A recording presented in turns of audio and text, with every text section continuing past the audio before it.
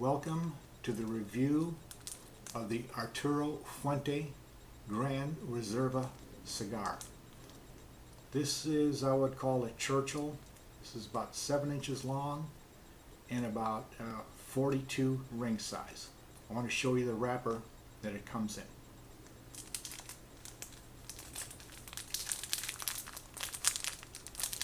Get this out of here. And it's a nice green tip and not overly decorative band, which I like. Too much decoration sometimes means a bad smoke. So I am going to fire up this baby and we shall get started. Well, we're lit up and ready to go. Go outside in the patio and drink my cheap Merlot, watch a little TV. And I got my jacket on this time. Couldn't go shirtless all the way because it's about 60 degrees outside, and I need to be a little warm so I can sit and enjoy this smoke. Well, it draws very well.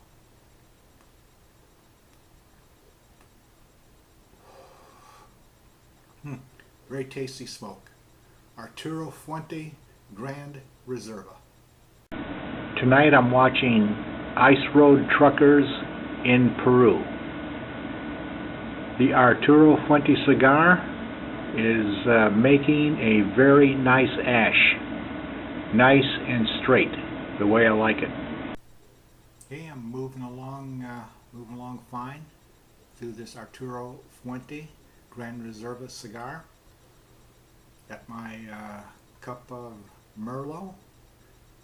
Tell a story about this cup one day. But I want to tell you about the time I almost got arrested for killing the Pope. Well, what happened is I used to take a lot of pictures, and I would find myself in pretty lonely places to get a picture. And I was out on the field taking pictures and no one was around anywhere. Then suddenly this guy comes out of nowhere. He starts walking right up to me in the field. There's nobody around.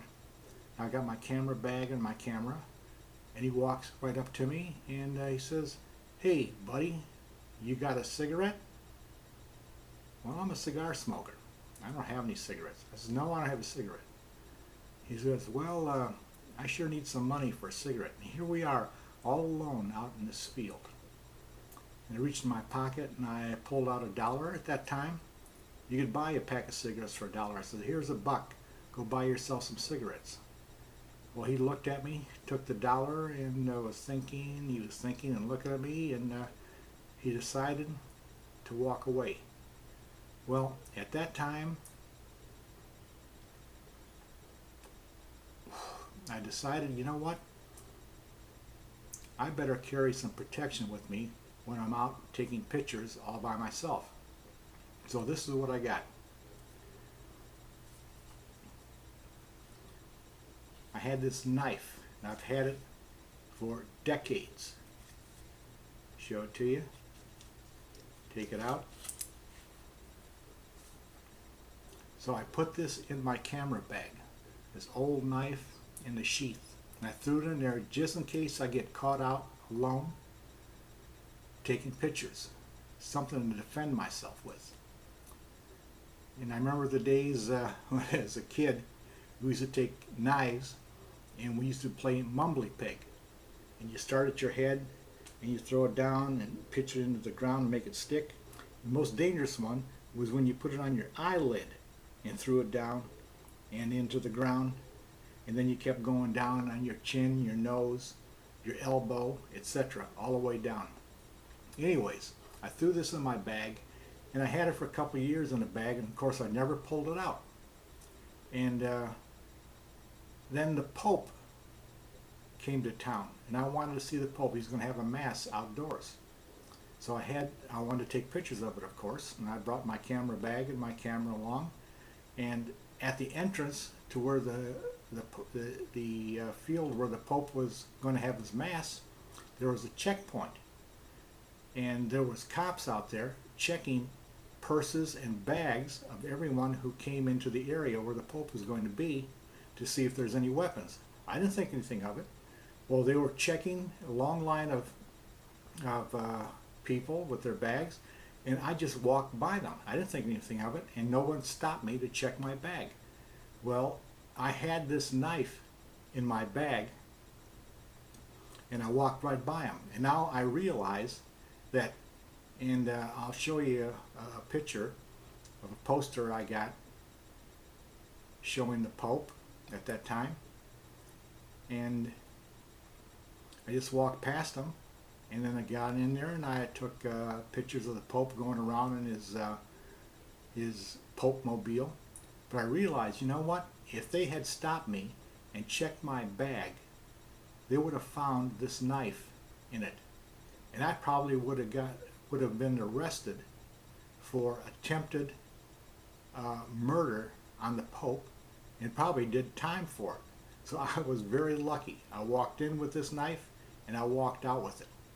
So that's my Pope story.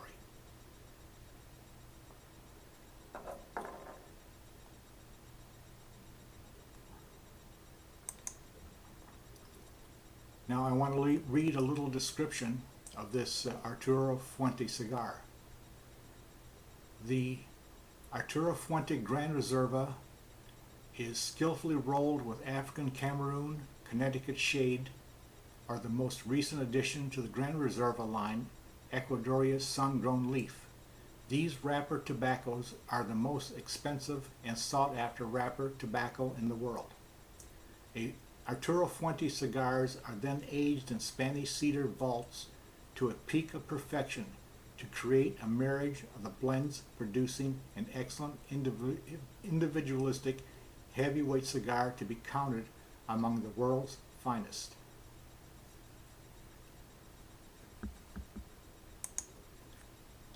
Well, I have to highly recommend that this is a good burn on the cigar, a little uneven. Of course, this you can put up with, but it's a very tasty, very mild cigar, and an excellent smoke. I would rate this as a 92 to 93. Very good.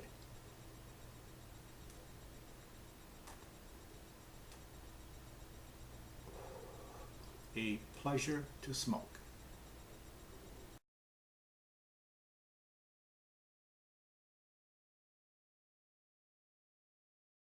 I'm about at the end of my Arturo Fuente cigar. Again, a great smoke. And I want to show you my headset that I use out on the patio watching television. And this is the camera I use to take pictures of the patio into the living room. This camera is about 8 years old. It has a very small screen in the back, but I love it. I bought this camera. It's a Panasonic, and I bought it because it has a Leica Elmarit lens with a 12 times zoom. I'm in no hurry to get rid of this. So this is some of the tools I use.